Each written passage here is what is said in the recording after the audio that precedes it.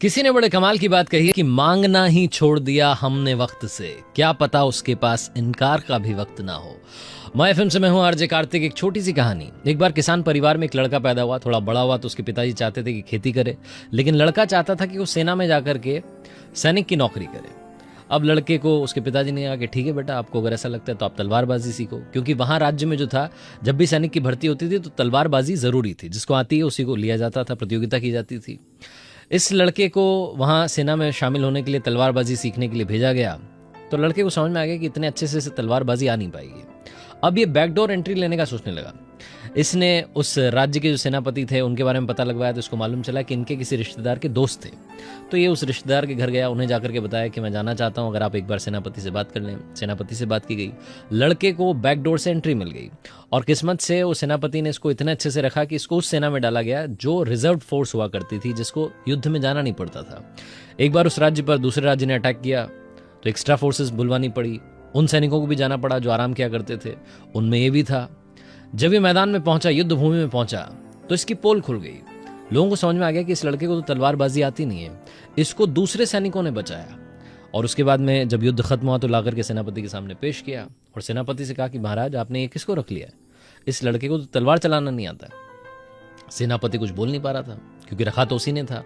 अब सेनापति ने गुस्से में नाटक करते हुए आदेश दे दिया कि बेटा, आज से तुम दरबान बनोगे। तुम सैनिक नहीं हो, तुम्हें यहाँ पे कोई जरूरत नहीं है सेना में काम करने की। तुम जाओ और महल के सामने बस पहरा दो, और कोई काम नहीं है तुम्हारा। बस तुम्हें वहां जाकर के जितने पहरेदार हैं उनके साथ शामिल हो जाओ। उस दिन इस लड़के को लगा, गिल्ट होने लगी कि ये तो गलत हो गया, मैंने गलत आदमी से जो है बात कर ली। शायद मेरी बात अगर किसी मंत्री से या राजा से सीधी हो जाती तो मुझे कोई अच्छी पोजीशन मिल जाती।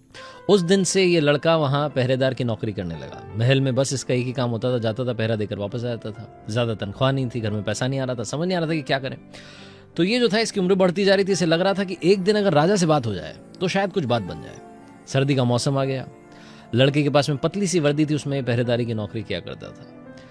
एक दिन राजा साहब वहां से गुजर रहे थे, सैनिक उनके साथ में कम थे, तो उनकी नजर पड़ गई। ये ठिठुरता वहां बैठा हुआ था।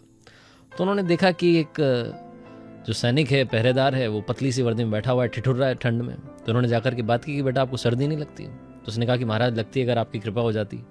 तो राजा साहब जब महल में अंदर जा रहे थे तो जाते जाते एक वादा कर गए कि मैं आपके लिए अंदर से गर्म कंबल भिजवा दूंगा, आप चिंता मत करना।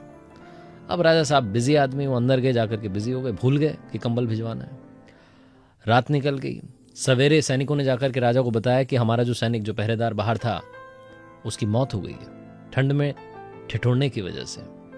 राजा को बड़ा पछतावा। उसने कहा कि एक बार आप मुझे लेकर के चलो। वहां पहुंचे तो देखा कि उसकी लाश के पास में एक छोटी सी पर्ची रखी हुई थी।